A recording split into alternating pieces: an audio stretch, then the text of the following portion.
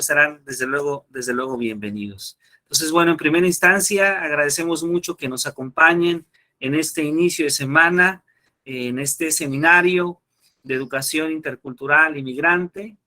Les damos una cordial bienvenida a través del Programa Binacional de Educación Migrante, el Centro de Investigación y Enseñanza de las Matemáticas, a través de las instancias de Secretaría de Educación Pública, la Secretaría de Relaciones Exteriores y el Instituto de los Mexicanos en el Extranjero. Nos complace mucho que estén con nosotros. Y bueno, para dar inicio de manera formal, vamos a escuchar un mensaje de bienvenida justamente de la maestra Flor Adriana Salgado García, quien es asesora académica del Programa Binacional de Educación Migrante, PROBEM. Maestra Flor, qué gusto que nos acompañe, bienvenida. Adelante, por favor.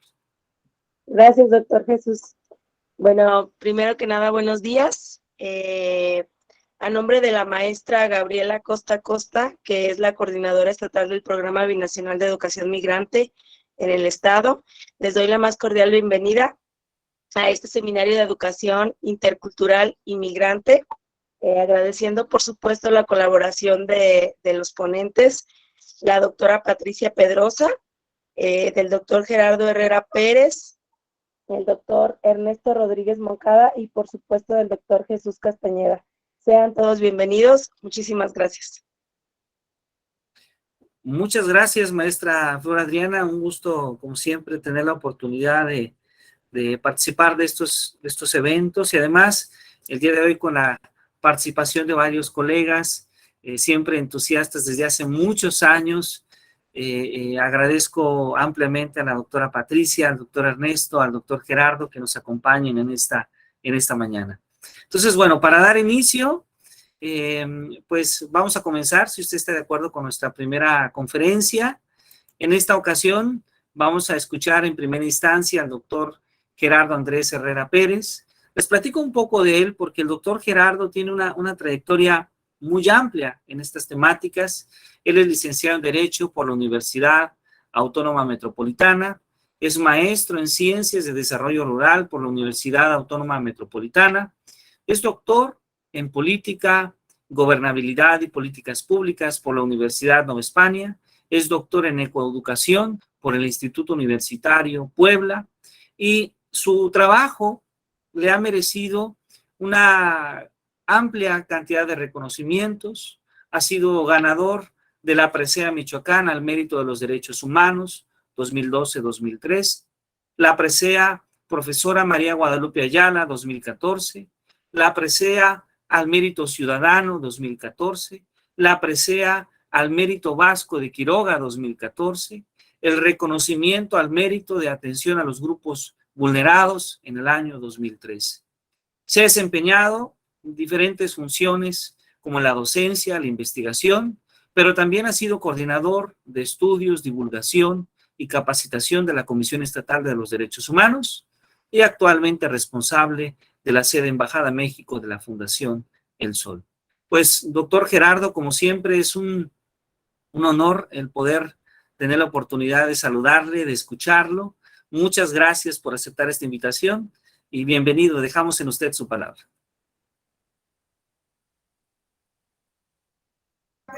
Hombre, pues muchas gracias. Yo estoy muy contento de estar esta mañana aquí en la Ciudad de México y poder compartir con ustedes un par de reflexiones que me parecen torales para poder hablar de la educación binacional. Yo quisiera enmarcar lo que quiero decir, lo que quiero compartir con ustedes, y la primera parte es hacer el contexto, es decir, la educación binacional, ¿qué contexto tiene?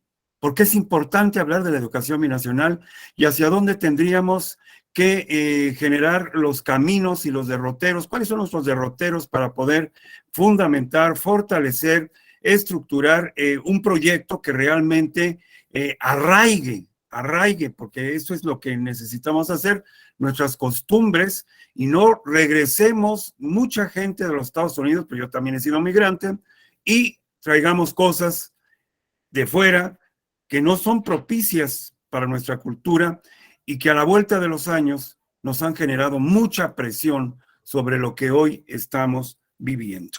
Bien, entonces lo primero que yo quiero compartir con ustedes es el contexto. Segundo, quiero hablar de los objetivos de la educación siglo XXI, muy rapidito, y de los 2 pilares o 3 pilares que me parece que no están contenidos en esta educación del siglo XXI a la que nos convoca la UNESCO, y que estos dos pilares adicionales nos podrían dar una dimensión importante a lo que podremos ir trabajando. Tercero, quiero hablar acerca de la importancia de lo que hoy podríamos trabajar con el perfil que es importante, más allá de la importancia que tiene del niño, el adolescente o el sujeto que está estudiando una educación binacional, más allá de él, el docente, el sujeto social que emprende esta lucha para poder fortalecer con contenidos educativos este trabajo. Entonces, de él quiero hablar varias cosas. Su trabajo socioemocional, es decir, cómo contacta con el otro. Esa es una. Su lenguaje, la oportunidad que tiene de poder atrapar, pero no colonizar, no hacer androcentrismo, no hacer sexismo, no hacer exclusión, no hacer discriminación. Entonces, voy a hablar de esto. Y finalmente, los principios. ¿Cómo transitamos a un modelo educativo binacional que genere principios? Es decir, donde tengamos derechos humanos y los docentes sepan de los derechos humanos. No solamente de los derechos humanos de las personas, de los nacionales que vivimos en México, sino una vez que están en tránsito, y como la educación es un derecho humano, y como esta visión frente a sus fines, que son universales, interdependientes, indivisibles y progresivos, nos darían a la tarea entonces de entender cómo generamos estos principios. Primero, derechos humanos, pues voy a hablar tantitito de derechos humanos. Voy a hablar de la perspectiva de género. Fundamental, el docente tiene que quedarle claro que hombres, mujeres, pero hoy en un continuum otros cuerpos están ahí. Todas las personas trans. Que hay un mayor reconocimiento, por ejemplo, en los Estados Unidos, de personas trans que en el caso de nuestro país. Aunque está ventilado y aceptado, de acuerdo al párrafo 5º del artículo 1 constitucional, la igualdad y no discriminación. Que esto es muy importante. O sea, tú no porque no puedes, no quieres, porque tenemos una adultocracia.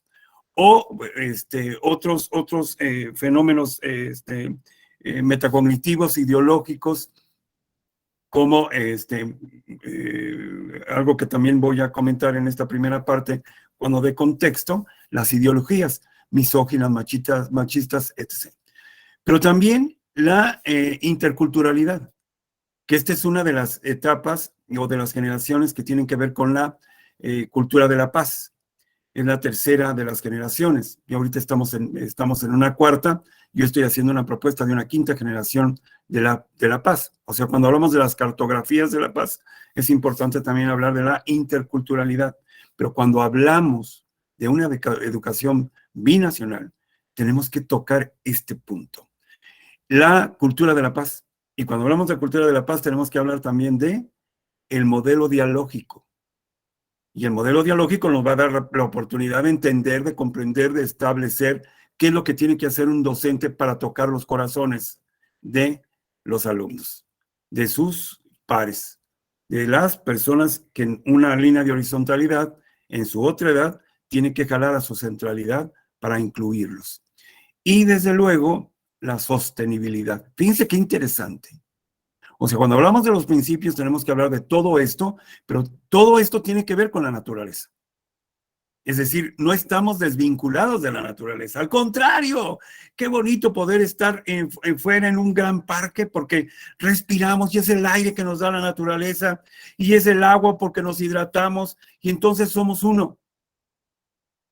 La unicidad. Pero somos simbiosofía y eso le tiene que quedar claro al docente. Pero además, con nuestro nuevo modelo educativo que tenemos, que vamos a empujar a partir de estos consejos técnicos que ya empezaron desde la semana pasada, nos damos cuenta y nos damos la oportunidad de que tenemos que trascender. ¿Trascender a qué? No solamente al conocimiento, a ser felices. Yo veo ahí a Paulina y yo le pregunto a Paulina, Paulina, ¿no quieres ser feliz? Yo le pregunto a Aiden, ¿no quieres ser feliz? ¿No les gustaría sonreír permanentemente? ¿No les gustaría tocar el corazón de la gente que está a un lado de ustedes? ¿No les encantaría ver a su familia disfrutar y disfrutarlos? Claro, es eso lo que necesitamos. Cambiar metacognitivamente todos estos elementos que nos ha dejado 500 años de subordinación, de control, de sometimiento, y cambiarlos y transitar a otras formas del conocimiento y otras formas de entendernos como sociedad. Bien, vamos entrándole. Contexto. En el contexto, ¿qué ubico yo? Primero, en un modelo económico. Bueno, nosotros somos un país en desarrollo, pero quienes transitan a otros lugares precisamente lo hacen a países desarrollados. Mucha gente de México se va a Europa, no se van a África. Díganme quién se va a África, díganme quién se va a Oceanía, salvo a China, pero para hacer negocios comerciales y aprender mandarín a fuerza, porque allí está el centavo, allí está el billete. Pero nuestros connacionales principalmente van transitando a Estados Unidos y a Canadá. ¿Por qué? Porque también ahí está el billete. Y no importa que nosotros seamos de segunda, de tercera, incluso de cuarta, porque ya dice Fran Fanot y dice también Boaventura de Sousa Santos que hay una línea muy clara para poder determinar quién realmente está en la defensa de los derechos humanos y hay una protección de los derechos humanos, es decir, el norte global, donde sí se respetan los derechos humanos. Aunque los grandes violadores de los derechos humanos son los Estados Unidos, pero también son China. Pero el sur global, donde ni siquiera podemos decir que nos podemos considerar con derechos humanos. ¿Por qué? Porque nosotros para poder defender los derechos humanos tenemos que hacer luchas permanentes. Pero no así vemos en Europa que las luchas sociales del feminismo, por la defensa de los derechos humanos, por el medio ambiente, por la paz, por el desarrollo, estén tan presentes como si lo están aquí en nuestro país. Y recordemos que también hay una lucha por la educación. Y hoy esa lucha por la educación tiene que ver principalmente no por quien está recibiendo el recipendario de ese beneficio de la educación, sino tiene que ver con el otro segmento, con quien da la educación. ¿Por qué? Porque ellos están en una defensa de los derechos laborales. Entonces, ya nos damos cuenta que el modelo económico está presionando y también presiona la parte fundamental del derecho a la educación. Bueno, ¿y este modelo económico cómo juega en este momento? Con tres estructuras. Una estructura que se llama globalidad. Y nos hablan de la globalidad y estamos en la globalidad y lo que usted compra aquí fue producido en China y lo que nosotros vendemos aquí pues puede ser consumido en China y nos quieren hacer una sola cultura. Es decir, desde hace muchos años vivimos un universalismo, pero ese universalismo trata de someter, controlar y disciplinar los pluriversos. Usted, el propio Jesús, Aiden, todos los que estamos en este momento en la plataforma, pensamos diferente. Somos diferentes. Pero claro, en la construcción de este modelo, nos quieren homogenizar a todos. No se puede. Nuestras propias normas ya nos dicen, por ejemplo, en el artículo 2 constitucional, ya nos dicen, ustedes son pluriculturales, pluriétnicos. Entonces partimos de que no hay universalidades, ni mucho menos homogeneidades. Entonces, la globalidad tiene que transitar, sí, porque es un modelo de carácter económico y tienen que transitar las mercancías, los productos, pero no las personas. Las personas no trafican, trafican las mercancías, pero no las personas. Bien, entonces, pero está un mercado. Pero ese mercado nos hizo hedonistas, en busca del éxito, del placer, en busca de la meritocracia, en búsqueda de los valores líquidos. Y entonces nos tenemos que ir a otro lado porque aquí no conseguimos lo que necesitamos. ¿Y qué necesitamos? Pues unos zapatos de marca, ropa de marca, pero no estamos vinculados a necesitar de procesos educativos. Eso no lo necesitamos. Porque hoy también transversalmente se genera todo este fenómeno de la corrupción, pero también el crimen organizado. Es decir, ¿yo para qué quiero estudiar? ¿Qué necesidad tengo si yo me puedo articular? Porque hay muchísimos chiquillos que están ya metidos en esto, que son halcones, que reciben un salario más allá del salario mínimo. Pues desde luego, entonces la educación dejó no de ser una prioridad para el Estado sí, pero ya una prioridad para la población no. Y entonces nuestros padres, seguramente a todos los que estamos aquí nos decían, tienes que estudiar para ser alguien en la vida. Pues no, hoy puedes ser alguien en la vida si te articulas al crimen organizado y vas a traer tu carrito, que es mercado, porque además estás consumiendo, y vas a traer una novia acuerpada, claro, porque tienes dinero para mandarla a hacer adecuaciones cosméticas, quirúrgicas. Es decir, el mercado también está presionando las formas culturales en las cuales estamos interrelacionados. Y la otra, que no podemos dejar de lado para poder hablar de la educación binacional. El patriarcado. ¿Quién estudia? Si bien es cierto, hoy siguen estudiando mujeres, más mujeres que hombres, afortunadamente. Claro, hay más mujeres que hombres, censalmente. Sin embargo, el patriarcado sigue actuando como una palanca para someter, para controlar y para disciplinar los cuerpos de las mujeres. ¿Que van a la escuela? Sí. Pero no necesariamente terminando la escuela se van a articular a un proceso productivo, a un mercado productivo, que refleje su proceso formativo. Este es el punto. Es probable que se tengan que articular porque la pobreza se ha feminizado, pero es más probable que se articulen a procesos que sean desequilibrados, desiguales. A igual trabajo, menor salario, siempre para las mujeres. Eso no lo hemos acabado. Y hay un proceso desde la teoría de género, claro, está en las cuestiones de la economía feminista. Es decir, los hombres tenemos que entrarle también a los cuidados. Hay que cuidar a los chiquillos, hay que cuidar a los ancianos, hay que cuidar a las personas que requieren de nuestra atención.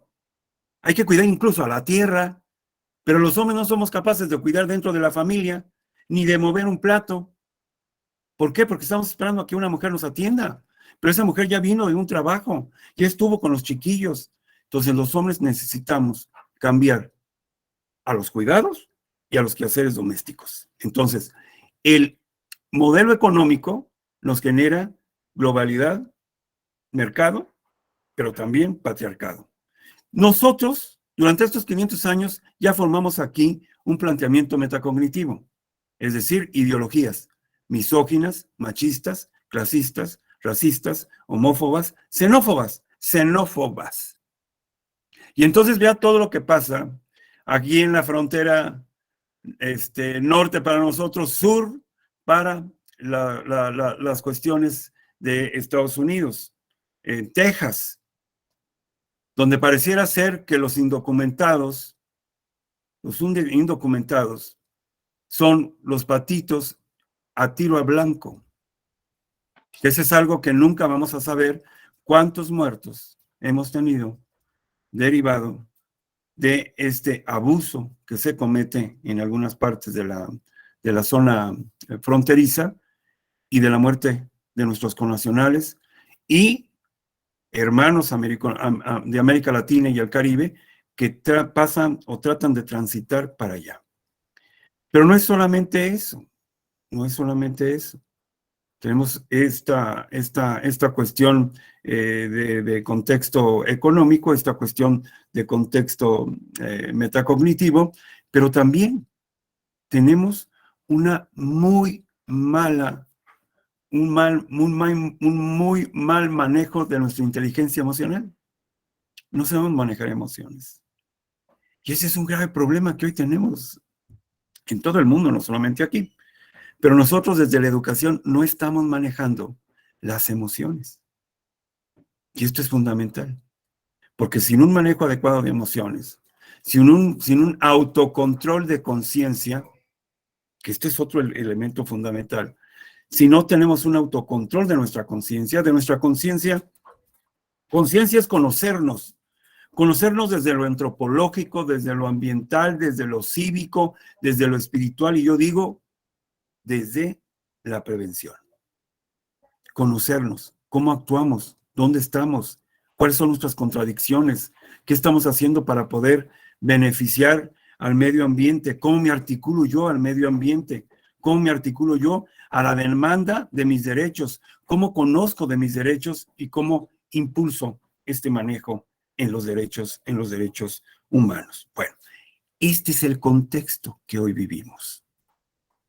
Falta de oportunidades en nuestro país, la migración de muchos connacionales, y hoy no solamente de los hombres, también de mujeres, pero también en tránsito de muchos adolescentes que aún no son jóvenes, que también transitan. Este es el modelo. Ahora, ¿cómo hacemos dos cosas? Arraigar para que se queden en sus comunidades. Entonces, bueno, el gobierno federal está haciendo su parte.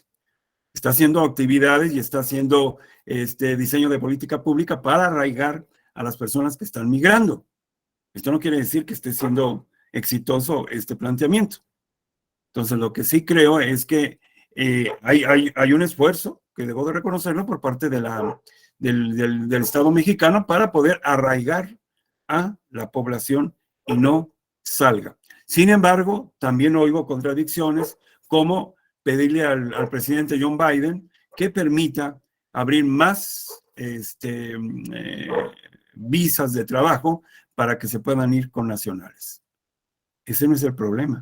El problema es cómo generamos las condiciones para que en nuestro país se queden los connacionales y no tengamos esta presión adicional, no solamente a ser responsables de un artículo 3º constitucional que nos mandata dar una educación básica, obligatoria, laica, en nuestro país, sino hoy tenerlo que hacer fuera de nuestras fronteras, apoyando y coadyuvando procesos que permitan varias cosas. La confianza en su Estado mexicano, que permita la identidad o pertenencia a su Estado mexicano, que permita y seguir construyendo los valores del Estado mexicano, pero sobre todo la convivencia, que tiene que transitar no solamente a convivir, sino que eso transite a la fraternidad, a vernos como hermanos en todo caso, y a que se genere una participación social, que ese es finalmente lo que se necesita. Bien, este es el contexto. Desde la UNESCO y mucho antes de que terminara el siglo que pasó, el siglo XX, hubo un planteamiento muy importante entre ellos participó el propio Edgar Morin, y se plantea la educación del siglo XXI. Y la educación del siglo XXI, desde los albores prácticamente ya de salida del siglo y los inicios de este siglo XXI, sale un documento extraordinario. Y nos dice que tenemos que tener 4 pilares. Aprender para aprender, es decir, a construir el mundo, a hacernos de la realidad para poder transformar. Segundo, nos dicen que tenemos no solamente que aprender a aprender, sino aprender a ser, es decir, el ser humano como tal, sus principios, sus valores, sus virtudes sociales, cómo caminamos en esta realidad que vivimos y cómo debemos de transformarla.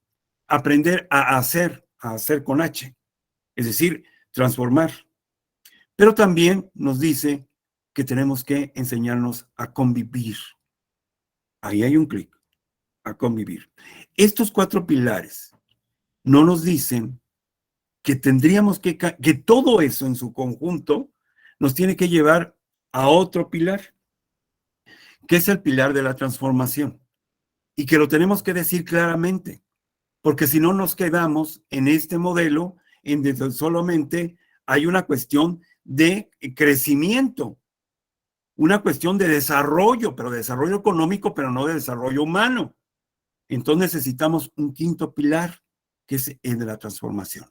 Es decir, de transitar de una manera en como estamos haciendo, a transitar a una forma de organización de una gran aldea global ojo, una gran aldea global en donde todos nos podamos ver como hermanos, porque finalmente somos género humano. Y claro, cuando vemos todos los actos de discriminación que viven nuestros connacionales en Estados Unidos, en Canadá o en otras partes, es justamente eso, porque no son considerados como hermanos, que debería de serlo, porque finalmente somos género humano. Y eso es fundamental. Como humanos somos individuales, como colectivos, pues, vivimos en sociedad y ya no solamente tenemos todos los derechos, sino ahora tenemos obligaciones, tenemos compromisos. Y eso lo dice la Declaración Americana de los Derechos y Deberes del Hombre. Pero como género humano, estamos en todo el mundo y eso nos hace planetarios. Y entonces el ser humano es un ser tridimensional, individual, colectivo y planetario. Entonces, la transformación nos tiene que ayudar a esto, a entendernos en esta aldea global en la que tenemos que reorientar todo el proyecto del mundo, pero también nos tiene que orientar a generar nuevas formas de intersubjetivación, es decir, de comunicación con el otro, pero también nos tiene que ayudar a algo que es, entiendo yo, fundamental y que tiene que ver con el dejar de consumir como estamos consumiendo. La gente no se quiere, los medios de comunicación influyen para que esto genere, para que esto se esté generando. Y influyen porque hoy vivimos crisis medioambientales, sociales, individuales, personales, crisis en la educación, crisis en el trabajo, crisis en la salud, pero también tenemos crisis relacionadas con el miedo. Y aún así con miedo, la gente se anima a irse. Punto. Entonces, el sexto pilar que nos hace falta es la felicidad. Necesitamos ser felices, pero no somos felices. ¿Y cómo vamos a ser felices si tenemos un modelo económico que nos somete, que nos controla y que nos disciplina? Tenemos un patriarcado donde está generando muchos crímenes de odio, muchos feminicidios. Tenemos un modelo económico que hoy por hoy nos hace hedonistas, buscando el éxito, el lujo, el placer, nos ha hecho individuales. ¿Por dónde caminamos? Pues ese es el gran problema. Entonces necesitamos ser felices. Y si bien es cierto, hoy la ONU mide la felicidad en algunos países, claro, desde que Amartya Sen hace el planteamiento de que tenemos que trabajar no con los índices económicos, sino con índices de desarrollo humano que permitan entonces entender la complicidad que se puede generar entre varias estructuras de carácter social y humanitario para poder trascender a un modelo donde midamos la felicidad. Entonces necesitamos ser felices. Y la primera pregunta, ¿la educación está resolviendo esto? La segunda pregunta, ¿la educación binacional tiende a hacer esto? Cuando estamos enseñando en otras estructuras funcionales diferentes, no lo estamos haciendo en nuestro país, sino lo estamos haciendo en otros lugares, a través de otras herramientas digitales. Bueno, esa sería una cuestión que tendríamos que trabajar. Bueno, la educación binacional. Yo les decía que me gustaría tocar tres cosas. Digo, no tenemos mucho tiempo, pero me gustaría tocar tres cosas del docente, de quienes están al frente de esto. Primero, estas tres cosas están interconectadas. Una tiene que ver con el lenguaje. Primero, la educación emocional. Tiene que ver con la educación emocional. El segundo tiene que ver con el lenguaje. Y el tercero tiene que ver con principios. ¿Cuáles son los principios que debe de tener? Que fortalezca la estructura docente que está participando y está desarrollando acciones con el otro, ya sea aquí o sea fuera de las fronteras de nuestro país. Primero, la educación socioemocional. Hace algunos años, pues ya van varios años, porque esto fue en el periodo de Peña Nieto, se creó un programa nacional de convivencia escolar. Y la idea era de que todos pudieran convivir. Sin embargo, estaba fraccionado. Una de las principales críticas que podemos hacer es que estaba fraccionado. Vamos a dar talleres a los maestros, vamos a dar talleres a los chiquillos, vamos a dar talleres a los papás, ¿no? Pero nunca se planteó que esto tenía que ser cruzado, que la participación con todo lo que implica el acto educativo tenía que incidir forzosamente en la participación de todos. Es decir, una metodología de participación dialógica, donde todos participaron. Ramón Flecha. Quien ha leído a Ramón Flecha entenderá a lo que yo me estoy refiriendo en generar y construir verdaderas comunidades de aprendizaje. Y desde esta perspectiva me parece fundamental ir transitando a modelos que nos permitan una mayor participación de docentes, con alumnos, con autoridades, con padres, pero sobre todo con el propio modelo educativo que vayamos a instrumentar. Esto lo tenemos que hacer a través de comunidades de aprendizaje. ¿Se puede? Claro que se puede. ¿Con qué metodología? Pues de participación dialógica. Es decir, que todos participen. No podemos seguir colonizando con el aprendizaje científico. Y hoy nuestro propio modelo educativo, el que vamos a arrancar en este momento y que ya estamos formando, nos interpela y nos dice, no, el conocimiento no es solamente un conocimiento científico. El conocimiento es un conocimiento crítico y es un conocimiento horizontal y es un encuentro entre la mismidad y la otredad, entre el conocimiento, la experiencia y la sabiduría, es decir, la complementariedad, es decir, la ecología de saberes, es decir, la construcción de un nuevo discurso público en donde todos nos podamos ver, donde dejemos de colonizar al otro, porque no puedes, no sabes, no entiendes, no quieres. No, al revés, donde podamos escuchar, porque además este es el principio superior de la niñez, la participación, la cuestión de proteger la vida, la cuestión de proteger ese desarrollo humano, su igualdad y no discriminación. Entonces, en conjunto, ahí, como si fuera una untada de mantequilla nuestro pan tostado, bien untadito así, ¡tas! Necesitamos entonces de que esa educación socioemocional llegue a partir de encontrar estas posiciones de nuestros docentes y de dejar de colonizar y de dejar de decir que lo sabemos todos nosotros, porque también el otro tiene conocimiento, también el otro tiene experiencia y también el otro adquiere sabiduría y esos saberes los puede compartir y hacerlos complementarios. Eso es algo fundamental. Ya. Entonces, pero este manejo socioemocional tiene mucho que ver con esta posición de ser asertivo en nuestra comunicación.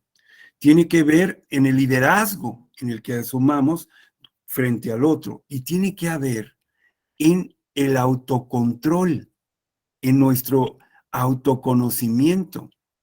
Entonces, muchas veces yo escucho reiteradamente que el miedo es malo, que la prevención, bueno, pues es buena, pero hasta cierto punto. Y yo digo, hay emociones que desde luego no pueden ser consideradas malas. El miedo no es malo, desde luego que no. Pero claro, el miedo está atado al modelo del machismo. Y claro, un hombre no puede ser miedoso. Es miedoso una mujer. Claro, tiene miedo porque hay un hombre que la puede proteger. Pero cuando un hombre tiene miedo, pues eso no es de hombres. Eso es de otra cosa. Pero de machos, de hombres, o de hombres y sus masculinidades hegemónicas, no. Entonces, el miedo nos ha llevado a los hombres a tener mucho sufrimiento. Y no lo vamos a decir. Y no lo vamos a expresar. Y nos vamos a aguantar. Y sufrimos. Y luchamos porque se sepa que no tenemos miedo. Y en esa lucha también están metidos los docentes. Y no se dan cuenta. Necesitamos manejar nuestras emociones. Si en algún momento de mi vida yo debo de llorar, lloro. ¿Por qué voy a llorar si tengo emociones? Me emociona ver el agua cristalina. Me emociona que un colibrí pueda meterse a bañar. Desde luego. Me emociona ver un pino que está creciendo sano. Me emociona ver la simbiosofía en la que yo estoy viviendo. Claro. Y que eso me permite llorar. Claro. Y voy a llorar porque he entendido que la importancia de un docente, porque yo soy también docente, es también emocionarse. Y si tengo que llorar, lo debo de hacer. Porque eso va a motivar a otros a entender que los actos estéticos, que los actos en búsqueda de la belleza, que los actos en búsqueda de la belleza de las obras que hace el humano, de lo que pinta, de lo que plasma, me pueden motivar. Y voy a dejar de luchar y voy a dejar de pelear atentando contra mi vida. Y voy a dejar de atentar contra mi vida cuando entiendo que no debo tomar, que no debo de meterme en ninguna sustancia tóxica, que no debo de comprar armas y que no debo de poner al centro en el mercado los cuerpos, es decir, dedicarme a la trata de personas sin saberlo. Los polleros que transitan con cuerpos. Los capataces que están poniendo en el mercado cuerpos para hacer X cosas que otras personas no lo desean hacer. Entonces, toda esta parte del manejo socioemocional es importante, pero no lo estamos incluyendo en nuestras mallas curriculares.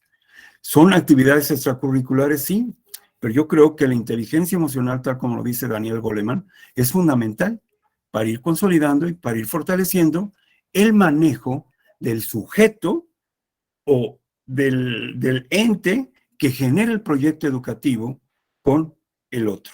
Ese es uno. Dos, el lenguaje. ¿Cómo debe ser mi lenguaje? ¿Cómo construyo mi lenguaje? El lenguaje, cuando menos, tiene tres características. El lenguaje es la única manera en que nos diferenciamos de los animales. Fíjense ustedes. Y tenemos 70,000 años de haber iniciado, es dialógico, de haber construido el lenguaje, nuestro lenguaje. Y nos tiene que quedar claro que tenemos un lenguaje, una lengua madre, que podemos tener otras lenguas, que los pueblos originarios tienen sus lenguas madres y que pueden tener como segunda lengua el español. Y hoy muchos de estos connacionales están en otros lados, en otras latitudes, en otros países, y ya no solamente son bilingües, son trilingües, porque tienen ellos que generar condiciones para atender esta situación. Entonces, importante el lenguaje y cómo se construye el lenguaje, un lenguaje público. Pues yo les decía que había tres estructuras del lenguaje. Una primera estructura que tiene que ver con el androcentrismo. Es decir, nuestro lenguaje no puede ser androcéntrico. No podemos seguir utilizando el masculino neutro. Es decir, ellos, y allí nos metemos todos. Pues no, porque invisibilizamos. Necesitamos seguir avanzando en visibilizar aquellas estructuras y aquellos grupos en condición de vulnerabilidad que requieren ser visibles. Invisibilizar es un mecanismo de opresión. La opresión está en invisibilizar, en estigmatizar, en prejuiciar, en violentar, en excluir, en discriminar, y en ocasiones la opresión también mata. Entonces necesitamos hacerlo a un lado. Visibilicemos, no utilicen el masculino neutro. Hablen de ellos y hablen de ellas. Y cuando alguien exprese que no se siente binario, ni se siente macho, ni se siente hembra, ni se siente hombre, ni se siente mujer, sino se siente un género fluido o se siente una persona diferente a estos binarios, pues entonces hablen de leyes. Ellos, ellas, ellas. Hagamos que la gente se sienta feliz. Pero claro, metacognitivamente, las ideologías misóginas, clasistas, machistas, racistas, homófobas, no nos lo permiten. ¿Cómo? Pues eso no. Y a nuestros hijos lo primero que les decimos, no te juntes con la machorra. No te juntes con el joto. Ni se te ocurra porque es hijo de una puta. Por Dios, somos sociedad y tenemos que entender que la manera de ganarnos la vida, la manera de enfrentar la vida, no puede ser dicotómica. Tiene que ser de acuerdo a nuestras propias capacidades, potencialidades, y en eso la educación puede hacer mucho para poder lograr generar condiciones más igualitarias, más humanitarias, más identitarias respecto a un proyecto de carácter cultural. Pero el lenguaje también es sexista. Tenemos que evitar el sexismo. El sexismo se ubica cuando hacemos una dominación. Un hombre domina a otro porque lo ve rarito, porque lo ve blandengue, pero subordina a una mujer.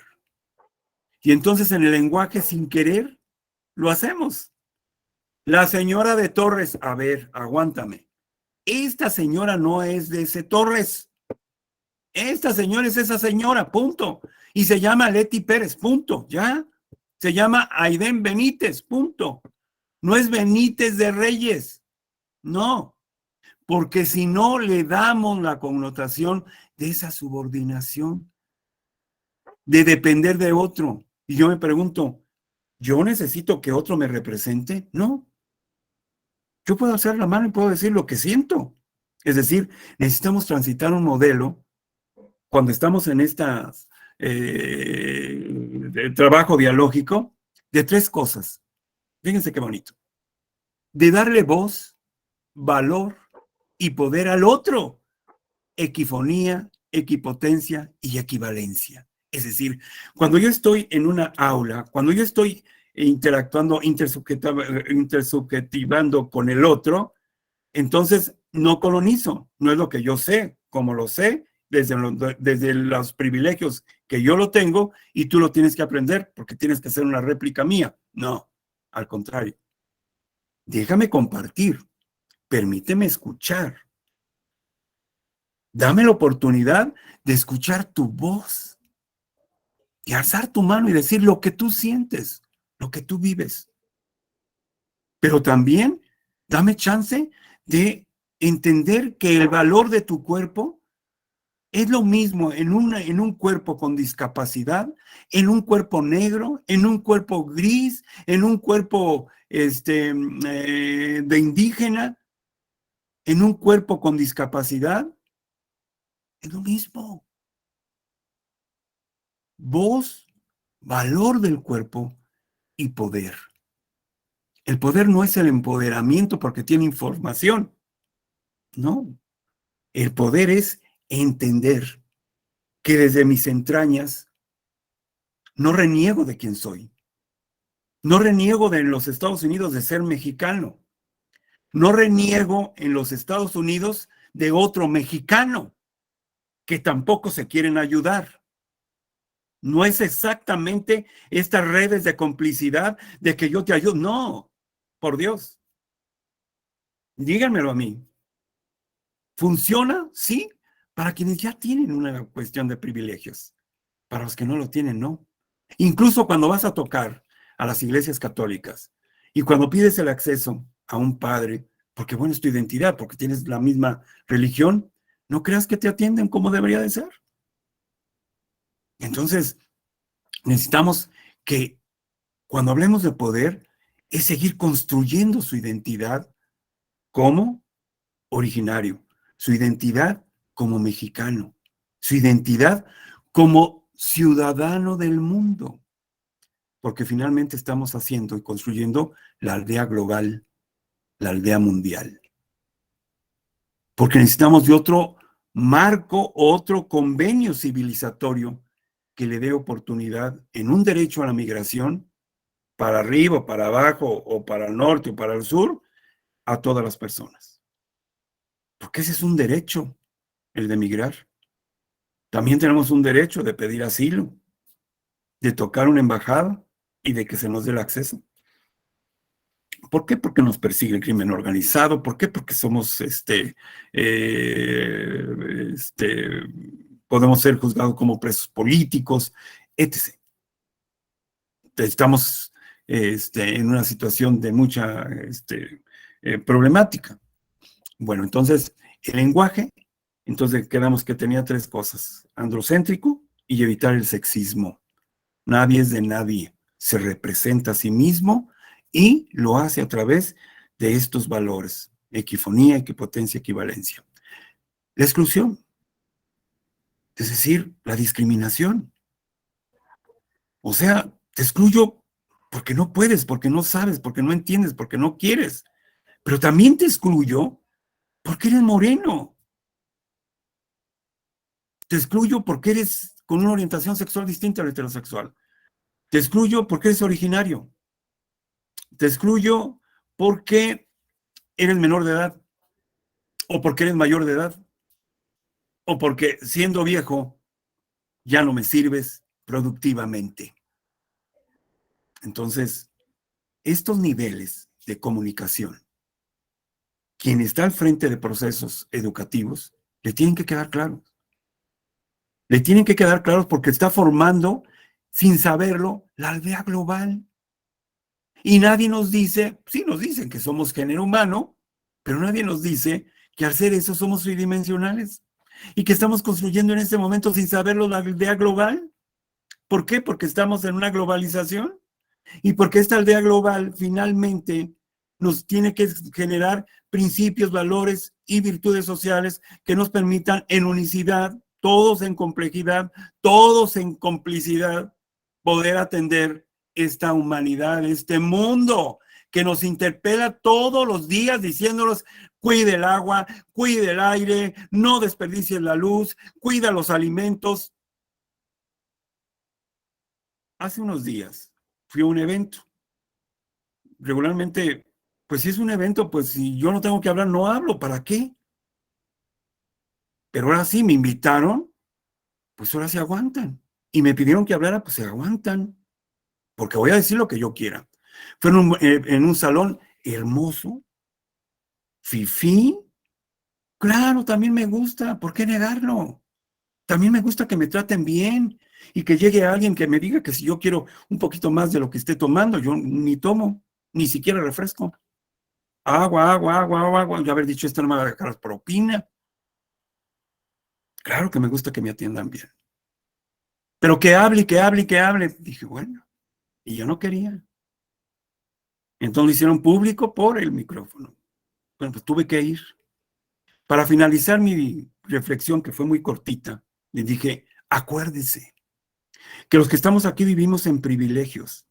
Pero hay gente que hoy, esta tarde, a la misma hora que estábamos comiendo, no tuvo una sola tortilla para llevarse a la boca. Y hoy, por si fuera poco, nos van a volver a servir una cena para el desempance y podamos regresar a nuestras casas sin temor a que vayamos a ser cohechados ahí por la policía, porque manejamos zigzagueando. Pues habrá gente que no tiene carro y habrá gente que tampoco se llevó una sola tortilla a la boca.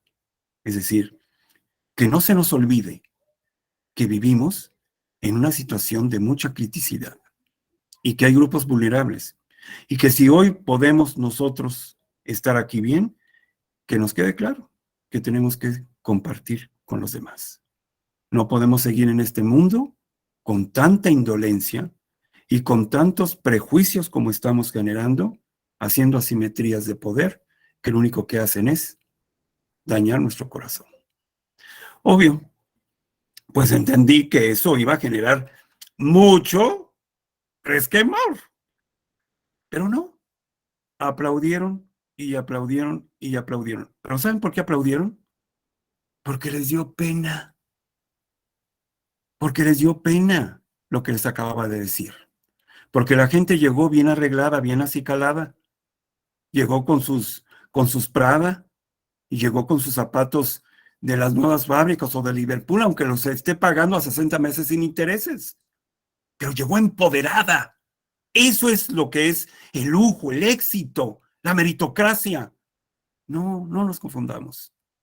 Quienes estamos al frente de procesos educativos, tenemos que ser humildes, tenemos que ser caritativos, nos tenemos que entregar al otro en función de lo que somos, de nuestras propias concepciones, de lo que sabemos.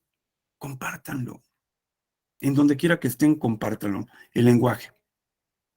Los principios. Porque un docente, y ya voy a terminar maestro, doctor Jesús, ya voy a terminar. Los principios. Yo digo que cuando menos tenemos que tener 5 o 6 principios. 6 principios. Miren, la primera, conocer de derechos humanos. El docente que esté al frente de un proceso binacional le tiene que quedar claro cuáles son los derechos humanos de su país, lo que protege su país y por dónde debe transitar para protegerlos, para difundirlos. No solamente conozcamos el tercero constitucional o el cuarto constitucional o el 123 constitucional, conozcamos los 6 bloques de los derechos humanos. El bloque de igualdad, el bloque de libertad, el bloque de seguridad social, más allá de la seguridad jurídica y propiedad y derechos políticos electorales, estos 3. Pero si yo les preguntara a ustedes cuántos derechos humanos tenemos, no me lo digan. Piensen ustedes. Y si solamente se quedan en el igualdad, libertad, el derecho a la salud, derecho al trabajo, el derecho a la educación, y a veces nada más llegan hasta el 5º, a veces llegan a 10, pero nunca me he encontrado un grupo donde me lleguen a 12. Nunca me lo he encontrado. Y quiero decirle que son más de 60. Eso quiere decir que tenemos que conocer derechos humanos. Hay que saberlo. Segunda, perspectiva de género.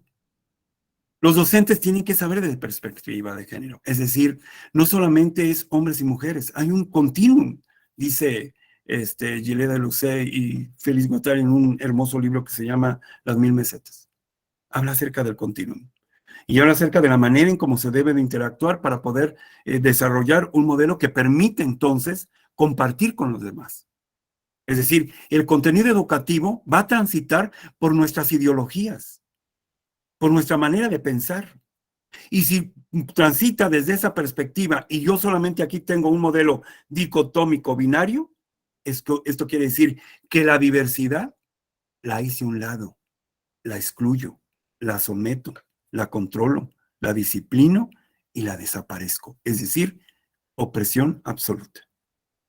Entonces necesito forzosamente de esta parte de la perspectiva de género. Revisar qué tanto de mis contenidos educativos pudieran tener una categoría sospechosa que genere una rispidez o que genere una situación que puede estar mandando una señal contraria a lo que yo deseo enseñar y a lo que el modelo educativo quiere enseñar.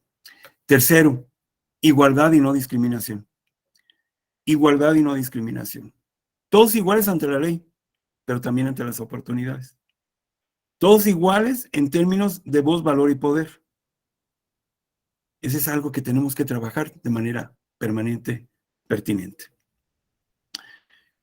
La cuarta, interculturalidad. Y es mucho más pertinente esto cuando hacemos el ejercicio fuera de nuestras fronteras. Porque ahí estamos los mestizos, pero también están otras etnias. Esto quiere decir que no es solamente lo pluricultural o lo multicultural, no es solamente la suma de, sino la manera, lo intercultural, la manera en cómo deben de dialogar las diferentes posiciones ideológicas. Que esto da sentido, entonces, a cómo desarrollamos y a cómo empujamos cuando, por ejemplo, cuando hablamos de campos semánticos, por ejemplo, la paz. Yo quiero hablar de la paz, entonces, ¿cuáles serían, cómo entiende cada uno de los que estamos aquí la paz? Y yo le pregunto a Giri, a ver, Giri, ¿cómo entiendes tú la paz? Y ella ya me dice, bueno, la paz para mí es esto. Y le pregunto a Patti, ¿tú cómo entiendes la paz? Y le pregunto a Flor, ¿cómo entiende la paz? A Hugo, a Paulina y a los que estamos aquí conectados, 25 más. Yo les pregunto, ¿cómo? ¿Cada uno de nosotros entiende de una manera la paz? Esto no está mal, porque entonces yo voy construyendo mis campos semánticos donde voy a aportar un conjunto de definiciones, de conceptos, y voy a aportar una gran diversidad de cómo construimos la paz. La paz no es solamente la paloma de la paz. La paz no es solamente amor y paz. La paz no es solamente una cuestión de lengua de señas mexicana, ni la paz es solamente una bandera de la paz con sus 3 símbolos, con sus 3 circunferencias. La paz se construye minuto a minuto. La paz la construimos aquí. La paz la construimos en el momento mismo en que queremos transformar esta realidad que nos interpela porque no nos gusta, porque la gente sufre. Mucha gente sufre en Estados Unidos. Está allá, pero no logró tener el sueño americano. Por muchas cosas, la barrera de la cultura, la barrera de la comunicación, la barrera de la educación, la barrera de las formas, usos, costumbres. No es sencillo. Entonces, la interculturalidad es importante. La cultura de la paz. Un maestro debe de ser promotor permanente de la paz. El modelo educativo nos invita a que lo tengamos aquí, presente. Pero entonces, ¿qué es la paz? ¿Qué es la paz para Johann Haltung? ¿Qué es la paz para Francisco Jiménez Muñoz? ¿Qué es la paz? Dice, no es solamente ausencia de violencia, sino es la capacidad de poder resolver conflictos de manera equitativa. Pero si hoy ahora estoy hablando de un modelo económico que lo que menos hace es eso, la equidad. Entonces, ¿cómo construimos? ¿Cómo yo les enseño a mis alumnos, a estos alumnos que están en otro modelo económico sumamente agresivo, que hacen y utilizan la fuerza de trabajo y utilizan la naturaleza de la manera que quieren? ¿Cómo les digo que cambien, que transformen? Lo tengo que hacer con mi propio mensaje personal. Pero hay maestros que no, docentes o maestros que no están de acuerdo en cómo expresar esto. Y piensan que la paz, pues es la paz. Y yo les digo que para los estudios de paz estamos en la 4ª generación. Y estoy proponiendo una 5ª generación ya de paz. Imagínense ustedes. Yo estoy proponiendo que tengamos una paz espiritual, es decir, de respeto. Una paz de comunicación, de diálogo, de dialogicidad, que puedan atender lo ideológico, o sea, lo superestructural, lo de infraestructura, el diálogo entre las propias formas productivas o las fuerzas productivas del modelo económico que estamos viviendo y la propia estructura. ¿Por dónde transitamos? Es decir, cuando hablamos de cultura de paz, necesitamos hablar de cómo establecer un diálogo. Y yo les decía ya, un diálogo en la mismidad y en la otredad. Un diálogo que nos permita la complementariedad. Un diálogo en ecología de saberes. Un diálogo en alteridad. ¡Oh, qué bonito! Carlos Esclar, todo lo que dice. Y cuando escuchamos a Carlos Esclar, donde nos mandata qué es la alteridad, es el reconocimiento del otro. O lo que nos dice Emanuel Levinas, cuando nos dice, antes de ser yo el que estoy planteando lo que necesito y lo que debo y lo que puedo, estoy planteando lo que tú necesitas, lo que tú puedes y debes generar en este proceso dialógico. Es decir, nos quitamos este elemento tan en primera persona, yo, y lo transformamos en un ejercicio de espiritualidad, de respeto. Entonces necesitamos la alteridad, necesitamos la intersubjetivación. Es decir, habla, yo te escucho, déjame hablar, escúchame. La asertividad, el modelo socioemocional. Necesitamos el lenguaje, claro. Y entonces todos estos elementos, bueno, pues confluyen en generar la tolerancia. Es decir, reconozco tus diferencias, claro que las reconozco. Se ve, pues yo soy blanco, tú eres moreno, yo soy moreno, tú eres blanco.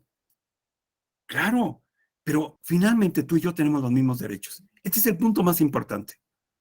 Sí, reconozco diferencias, acepto que tú y yo somos iguales.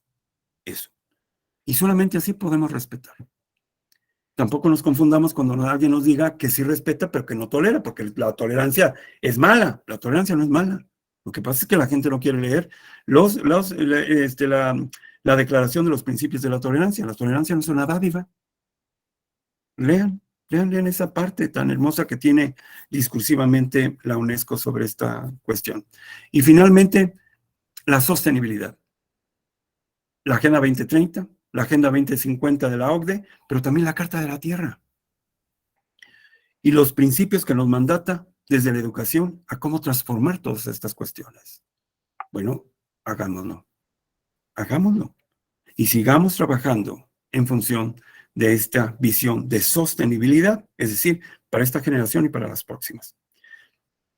Para esta generación, si bien es cierto que muchos connacionales están fuera de nuestro país y tienen que ser formados educativamente, porque también tienen ese derecho a la educación, también pensemos que de manera sostenible para las próximas generaciones no tengamos familias que están desarticuladas. Tengamos familias que puedan estar aquí cercanas. Familias que se enamoren y familias que generen este modelo de cohesión social. Que sean en confianza, en identidad o en pertenencia. Que generen valores de comunalidad y sobre todo que hagan convivencia, que transite a la fraternidad, pero que hagan participación. Ya, yo soy Gerardo Herrera, muchas gracias.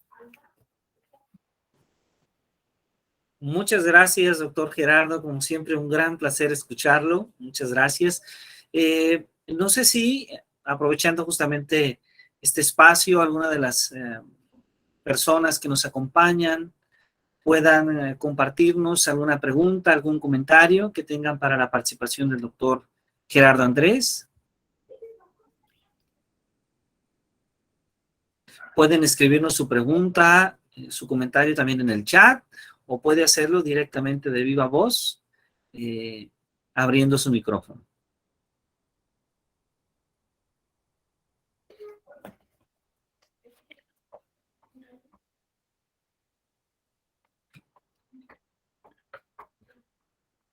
Pues mi Jesús parece que no. Jesús Sí. parece que no, pero A mí me ha pero parecido realmente extraordinario poderlo escuchar, y creo que cuando nos habla de estos 6 puntos que tendríamos que considerar para poder desarrollar una educación binacional, creo que nos deja una muy amplia tarea a todas las maestras y maestros que participan. Creo que tanto en este proceso de escuela binacional como también en el ámbito general en la labor educativa. sí es, sobre todo en este nuevo modelo educativo que vamos a emprender, donde las cuestiones de equidad, de participación y de inclusión son fundamentales. Ya no hablé yo ahorita del modelo de inclusión, que es fundamental, ni por dónde transitar para poder llegar a la inclusión, pero me parece que hoy, si no nos queda claro qué es la educación y qué es la comunidad y cómo debemos entrelazar la participación de la comunidad y sus estructuras sociales, sus saberes, a partir de lo que conoce el propio docente y de cómo interrelacionarlo para poder construir estos modelos en autonomía, que este es algo que nos debe de quedar muy claro, en autonomía, para poder entonces ir construyendo y de ir resolviendo los problemas que tienen. Y un problema que tienen las comunidades y algo sobre lo cual tenemos que trabajar es la migración, en la pobreza, la feminización de la pobreza, es trabajar acerca de la violencia que se vive en determinados momentos por este tránsito y además por las cuestiones que genera el que una familia pobre en relación con otros pobres reciba dólares. Y entonces, en medio de la pobreza, alguien que recibe una remesa se vuelve asimétrico. Y entonces, en vez de generar sororidad, en vez de generar actividades de resiliencia, en vez de generar un proyecto de compartir, no. Entonces empieza a hacer su casita de una manera arbitraria, pero la empieza a hacer. Y eso genera aquí asimetrías. Es decir, que los problemas que tenemos allá en Estados Unidos son unos, pero esos problemas también generan aquí otros problemas. Cuando llegan y entonces el chiquillo ya trae los Nike y ya trae una camisita de los Dodgers o del equipo americano, genera asimetría. El poder somete, controla y disciplina cuerpos. Y la lucha es permanente porque nuestros propios padres nos dicen, trabaja, trabaja, trabaja, y algún día, y yo siempre les digo a la gente con la que convivo, oigan, acuérdense que tienen una familia, que tienen sus hijos, ámenlos cerca, pero no, está del otro lado, trabaja, trabaja, y tú vas a llegar a ser el director de la escuela, tú vas a ser el coordinador del programa, y entonces dejamos a nuestros hijos, y luego nuestros hijos están metidos en las drogas, están metidos en las cuestiones vandálicas. No nos equivoquemos en eso. Equilibremos nuestro proyecto educativo. Lo más importante son nuestros hijos. Nuestro trabajo, sí, pero nuestros hijos. Como el hijo de Flor que está a un lado de ella, que la felicito. Eso es lo más importante. En nuestra vida somos los responsables de lo que vaya a ser ese niño, esa niña, ese niñe, estas infancias trans de las que nadie quiere hablar. Hablemos de eso. Y sobre todo entendamos, ¿tenemos una responsabilidad con nuestro trabajo? Sí. Pero el compromiso con mi hijo que salió de mí, que lleva mi sangre, ese no solamente tiene un compromiso. Hay una responsabilidad. Y esa responsabilidad es nuestra. No nos equivoquemos. No utilicemos la meritocracia para hacer otras cosas y abandonemos a nuestros hijos. En las manos de nuestras abuelas, en las manos de otros terceros, pero sin nuestros valores, sin nuestros principios, sin entender la importancia de que ellos vean que trabajamos sí, pero fuimos padres ausentes. El manejo socioemocional. Hay que tener cuidado en eso. Muchísimas gracias, doctor Gerardo. Ha sido un gran placer poderlo escuchar. Fabicita Paredes nos dice gracias por su participación, algo realmente importante. Muy buena información para nosotros como docentes que elaboramos con niños migrantes. Muchas gracias. Giri Benítez nos dice muchas gracias por compartir su experiencia. Ha sido provechoso escucharlo. Saludos. Pues, doctor Gerardo, muchísimas gracias. Nos da mucho gusto que nos acompañe. Nos da mucho gusto siempre poderlo escuchar. Creo que nos llevamos muchas reflexiones, pero también muchos retos para nuestra práctica educativa. Muchas gracias de antemano por haber aceptado esta invitación. Y bueno, vamos a seguir en contacto. Como siempre, un gran placer. Bueno, me voy porque tengo otra actividad en otro lugar fuera de aquí. Yo estoy aquí en casa de mis papás, en paz descansen. Pero ya tengo que salir a otro lugar.